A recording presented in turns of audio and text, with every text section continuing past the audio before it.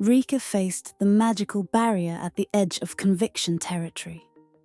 On this side, Tenet Woods remained shrouded in its permanent mystical warmth. Across, Assiduous territory suffered winter, snow-covered and uninviting. Opening her rucksack, Rieka grabbed a long-sleeved red and black cotton-knitted top. Closing her eyes, she focused her power to turn the lightweight cotton fibers into thick wool. Her shifting abilities were on the low end of the power scale, but that didn't bother her. She and her fellow Scorpius had bigger things to worry about on a daily basis. Not giving herself time to dwell on said worries, she donned the top, adjusted her rucksack, and crossed the shimmering magic. A puff of cold wind unwelcomed her to Assiduous. 5 minutes of brisk pace through thick snow took Rieka to an ancient, dilapidated, semi-crumbled arch. She'd inspected other remnants of the rebalancing war, but as she got closer, she realized this one was special. None of the previous monuments had a combination of Assidian and Convictionist old script. Even if all unions, conviction, assiduous, autarkic, and societal, now spoke common tongue, 300 years ago, during the war, each one still used their own language. Not just to speak, but to record their deeds. The idea of someone erecting a monument to commemorate a war in the language of enemy factions instantly sent Rieka's historian brain into a frenzy. Out of her rucksack came sketchpad and graphite. Getting more excited by the minute, she copied the old symbols as if in a trance. She would need time to decipher the whole thing properly, but the bits and pieces she could grasp as she sketched were too revealing. Well, her trance didn't last long. First, the inscriptions went higher than she could properly see. Second, voices alerted her of other people in the vicinity.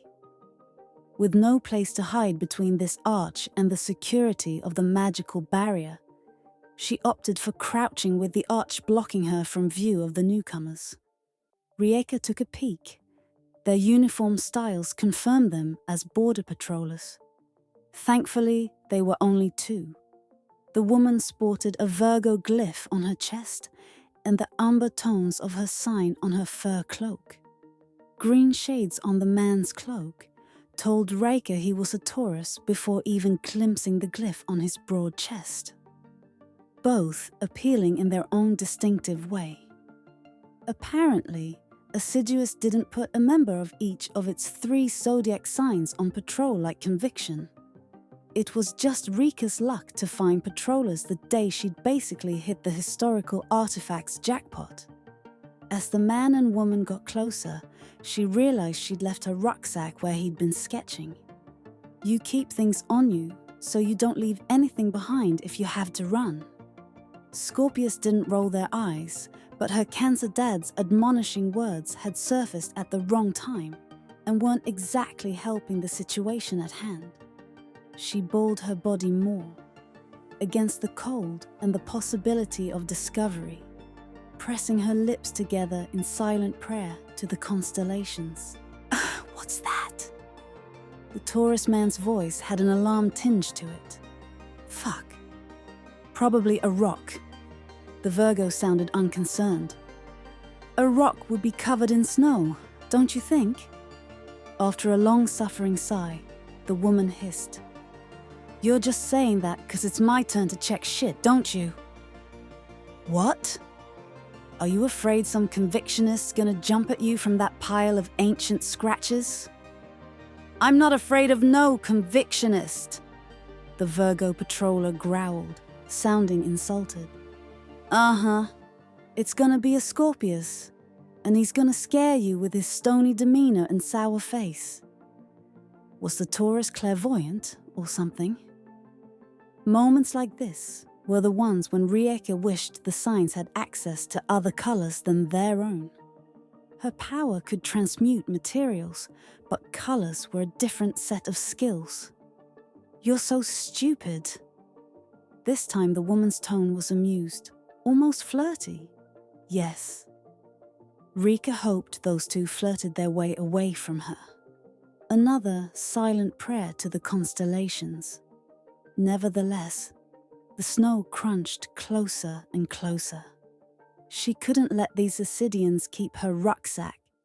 It had been a gift from her mum when she started as a junior historian for the Conviction Stellarium. There was no other option. Rieka trusted the sketching pad under her knitted top and sprang. The Virgo woman yelped. No thoughts, just adrenaline pushing Rieka forward. She grabbed her rucksack and ran. "Hey, Scorpius, stop in the name of the Stellarium!" It was the man's voice. Rieka wanted to yell back, "Your Stellarium, or my Stellarium!" But that wasn't the code's way, and her mind was also too busy following her tracks back to safety. "Should I shoot her?" the Taurus asked. "No.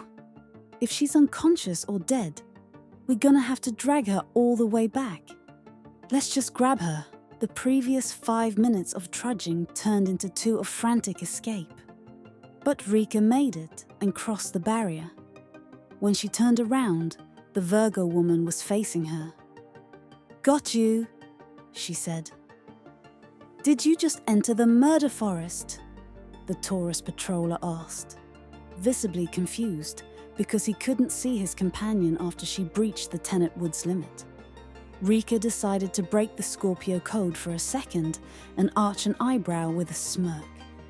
The Virgo woman's face froze in horror for a couple of heartbeats. Her eyes moved around, taking in the greenery, perhaps the smell of moss and pine, or even the calls of the sparrows. She cocked her head, eyes narrowing. "This doesn't look scary at all." Pulling at the neck of her fur cloak, she added, "Ugh, it's even warm in here." This wasn't the reaction Rieka had expected. She took several steps back. "Honorable member of the Assiduous Union, it is in your best interest to turn around and exit Tenet Woods. The woods are assessing if you're a member of Conviction or not, and will activate as soon as your status as a non-member is confirmed." "It's all a lie." The Virgo patroller's eyes browsed their surroundings again. "I knew all the horror stories were lies." She turned toward where her companion still stood, looking confused and worried. "Hey, Yaros, don't be afraid. There's nothing dangerous here. Come over and let's grab this stony Scorpius." "How do I know if that's you, Mars?" "It could be the murder forest trying to get me too." "Honorable member of the Assiduous Union, for your safety, I beseech you to return to your territory," Rieka called, putting more distance between them. "I don't have—" The woman looked up, realizing darkness siphoned the light. Previously melodious bird songs turned into chittering shrieks. The green aromas of the forest shifted to a mass grave stench. Black fog swirled from the magical barrier toward the Virgo. A sinister guttural sound preceded the monumental wolf emerging from the trees. Growls reverberated from its impressive maw, full of yellow fangs as big as boar tusks. Red glowing eyes focused on the petrified Virgo patroller. The beast sprinted. The woman screamed, turning tail, swatting at the black fog in her way out of the barrier. The monstrous wolf waited at the limit, watching the Assidian patrollers ran for their lives. After a minute or two, it turned to Rieka. She needed to wait until the beast, or the woods, confirmed her as part of Conviction to be able to leave the area. Tendrils, thicker than the black fog, drifted from the wolf into the barrier. Its body mass diminished. The eyes stopped glowing red, returning to an earthy brown. Its fangs were still big, but less tusky. Light and sound had also returned to their magical warm state, and Rieka even recognized the songs of cardinals among the sparrows. The now normal-looking wolf trotted forward, pushing her hand with a cool muscle as it reached her. She nodded, caressing its head. "Thank you." Rieka took a deep breath and fanned herself. She let the rucksack fall, removing the sketch pad before taking the long-sleeved top off and dropping it too. The wolf nuzzled the thick material as she crouched. Tracing the semi-smudged, tightly sketched symbols with her index finger, she recognized the ancient Drixel words for forest, truth, and concealment. Could it be her conviction ancestors carved a warning, or perhaps something darker, about Tenet Woods not far from its limits? The next step was to confirm if the carvings in Rurian, the ancient language of Assiduous, spelled a similar message. But now wasn't the time or place for that. She was cutting it really close to get home and change for the ceremony. Sketchpad and wool top got shoved into her rucksack. Moving to her feet, Rieka patted the wolf. Duty awaited her, but there were also mysteries ahead. The furry friend and Rieka trotted through her woods, homeward